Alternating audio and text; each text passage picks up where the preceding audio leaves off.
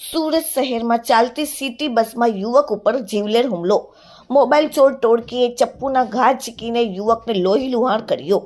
સુરત મહાનગરપાલિકાની સિટી બસમાં મુસાફરી કરી રહેલા એક યુવક પર 2 થી 3 શખ્સોએ ચપ્પુ વડે જીવલેણ હુમલો કર્યો. મોબાઈલ ચોરીના ઈરાદે આવેલા આ શખ્સોએ ચાલુ બસમાં જ હિંસક કૃત્યો આચરતા મુસાફરોમાં ભારે ફફડાટ ફેલાયો હતો. 104 નંબરની સિટી બસમાં બની આ ઘટના.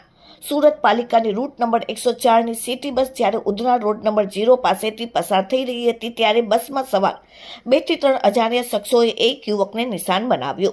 આ શખ્સો મોબાઈલ ચોરી કરવાના ઈરાદે આવ્યા હતા. જ્યારે યુવકે તેનો પ્રતિકાર કર્યો ત્યારે મોબાઈલ બચાવવાનો પ્રયાસ કર્યો ત્યારે ઉશ્કેરાયેલા હુમલાખોરોએ પોતાની પાસે રહેલા ચપ્પુ વડે યુવક ઉપર હુમલો કરી દીધો. ચાલુ બસમાં હુમલો થતાં જ ચીસાચીસ મચી ગઈ. બસ ઊભી રહેતા જ આસપાસના સ્થાનિક લોકો તાત્કાલિક યુવકની મદદ માટે દોડી આવ્યા. લોહી લુહાણ હાલતમાં રહેલા યુવકને તાત્કાલિક હોસ્પિટલમાં સારવાર માટે ખસેડવામાં આવ્યો.